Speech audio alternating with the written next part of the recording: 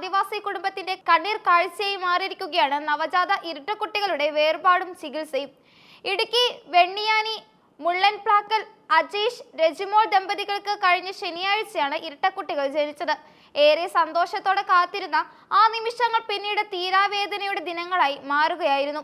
ഇരട്ടക്കുട്ടികളിൽ ആൺകുഞ്ഞ് ഇന്ന് പുലർച്ചെ അപ്രതീക്ഷിതമായി മരണമടഞ്ഞു. പെൺകുഞ്ഞാകട്ടെ ഹൃദയവലിവിനുണ്ടായ ഗുരുതരമായ തകരാറിനെ തുടർന്ന് കോട്ടയം മെഡിക്കൽ കോളേജ് ആശുപത്രിയിലെ തീവ്രപരിചരണ വിഭാഗത്തിൽ മരണത്തോട് മല്ലിട്ടുകൊണ്ടിരിക്കുകയാണ്.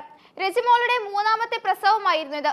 ജീവിതത്തിലെ പ്രതിസന്ധികൾക്കിടയിലും പുതിയ അതിഥികളെ വരവേൽക്കാൻ തയ്യാറെടുത്തിരുന്ന ഈ ദമ്പതികൾക്ക് മക്കളുടെ ആരോഗ്യനിലയെക്കുറിച്ചുള്ള വാർത്തകൾ താങ്ങാവുന്നതിലും അധികമായിരുന്നു. ഫെബ്രുവരി 21-നാണ് ഇടുക്കി ജില്ലാ ആശുപത്രിയിൽ വെച്ച് രജിമോൾ കുട്ടികൾക്ക് ജന്മം നൽകിയത്. ജനിച്ച ഉടനെ തന്നെ കുട്ടികളുടെ ആരോഗ്യനിലയിൽ ചില വ്യത്യാസങ്ങൾ പ്രകടമായിരുന്നു.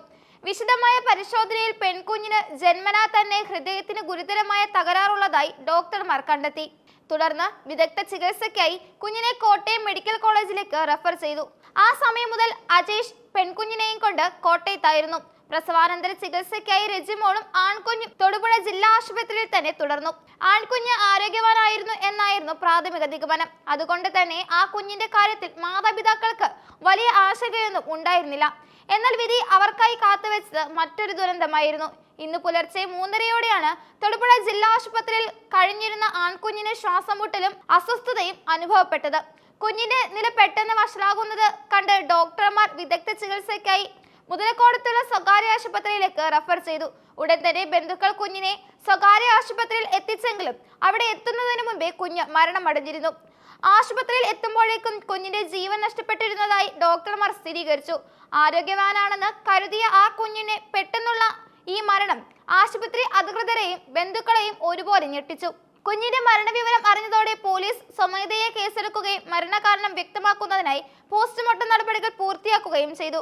പോസ്റ്റ്മോർട്ടം റിപ്പോർട്ടിലെ പ്രാഥമിക വിവരങ്ങൾ പ്രകാരം ആൺകുഞ്ഞിനും ഹൃദയത്തിന് സുഷിരം ഉണ്ടായിരുന്നുവെന്നാണ് മനസ്സിലാക്കാൻ സാധിക്കുന്നത്. ശ്വാസകോശ സംബന്ധമായ ബുദ്ധിമുട്ടുകൾ വർദ്ധിച്ചതാണ് മരണത്തിന് കാരണമായതെന്നാണ് സൂചന. ഈ ഘട്ടത്തിലാണ് ആശുപത്രി അധികൃതർക്കും ഡോക്ടർമാർക്കുമെതിരെ ഗുരുതരമായ ആരോപണങ്ങളായി ബന്ധുക്കൾ രംഗത്തെത്തിയത്. പെൺകുഞ്ഞിന്റെ ഹൃദയ സംബന്ധമായ അസുഖം കൃത്യസമയത്ത് തിരിച്ചറിയാൻ സാധിച്ചെങ്കിലും ഇരട്ടക്കുട്ടികളായ ആൺകുഞ്ഞിന്റെ കാര്യത്തിൽ ഡോക്ടർമാർക്ക് വീഴ്ച പറ്റിയെന്നാണ് ബന്ധുക്കൾ പറയുന്നത്. ഒരേ സമയം ജനിച്ച 2 കുട്ടികളിൽ ഒരാൾ ഹൃദയ സംബന്ധമായ അസുഖമുണ്ടെങ്കിൽ രണ്ടാമത്തെ കുഞ്ഞിനെയും അത്ര തന്നെ ജാഗ്രതയോടെ പരിശോധിക്കേണ്ടതായിരുന്നു എന്നാണ് പറയുന്നത്. എന്നാൽ ആൺകുഞ്ഞിന്റെ അസുഖം തിരിച്ചറിയുന്നതിലോ ആവശ്യമായ ചികിത്സ നൽകുന്നതിലോ ജില്ലാ ആശുപത്രിയിൽ ഡോക്ടർമാർക്ക് ജാഗ്രതക്കുറവ് ഉണ്ടായതായി അവർ ആരോപിക്കുന്നു. കുഞ്ഞിന്റെ മരണം ഒഴിവാക്കാമായിരുന്നുവെന്നും മതിയായ പരിശോധനകൾ നടത്തിയിരുന്നുവെങ്കിൽ ഹൃദയത്തിലെ സുഷിരം നേരത്തെ കണ്ടെത്താൻ സാധിക്കുമെന്നുമായിരുന്നു അവർ വേദനയോടെ പറയുന്നു. ആദിവാസി വിഭാഗത്തിലെ ഊരാളി സമുദായത്തിൽപ്പെട്ടവരാണ് അജേഷും രജിമോളും. കൃഷിപ്പണിയും കൂലിപ്പണിയും ചെയ്താണ് ഈ കുടുംബം ഉപജീവനം നടത്തുന്നത്. സാമ്പത്തികമായി ഏറെ പിന്നോക്കാവസ്ഥയിലുള്ള ഇവർക്ക് ചികിത്സാ ചിലവുകൾ പോലും താങ്ങാവുന്നതിലും അപ്പുറമാണ്. ഒരു കുഞ്ഞിന് വിയോഗം നൽകി ആഘാതത്തിൽ കഴിയുന്ന ഇവർക്ക് കോട്ടയത്തെ ചികിത്സയിലുള്ള പെൺകുഞ്ഞിന്റെ അവസ്ഥ കൂടി വലിയ മാനസിക സമ്മർദ്ദമാണ് നൽകുന്നത്. ഹൃദയവാൽവിന്റെ തകരാർ പരിഹരിക്കാൻ വലിയ ശസ്ത്രക്രിയകൾ ഉൾപ്പെടെയുള്ള ചികിത്സകൾ കുഞ്ഞിന് ആവശ്യമായി വന്നേക്കാം. സർക്കാർ തലത്തിലുള്ള സഹായങ്ങൾ ഇവർക്ക് ലഭ്യമാകുമോ എന്ന കാര്യത്തിലും നിലവിൽ വ്യക്തതയില്ല. ആരോഗ്യവകുപ്പിന്റെ ഭാഗത്തു നിന്ന് ഈ കുടുംബത്തിന് ആശ്വാസം നൽകുന്ന രീതിയിലുള്ള ഇടപെടലുകൾ ഉണ്ടാകണമെന്ന ആവശ്യവും നാട്ടുകാരുടെ ഭാഗത്തു നിന്നും ഉയരുന്നുണ്ട്. ഒരു നവജാത ശിശുവിന്റെ മരണം ഒരു കുടുംബത്തെ സംബന്ധിച്ചിടത്തോളം തീരാ നഷ്ടമാണ്. അതോടൊപ്പം തന്നെ ചികിത്സയിലുള്ള രണ്ടാമത്തെ കുഞ്ഞിന്റെ കാര്യത്തിലുള്ള അനിശ്ചിതത്വം അവരെ വല്ലാതെ തളർത്തുന്നു.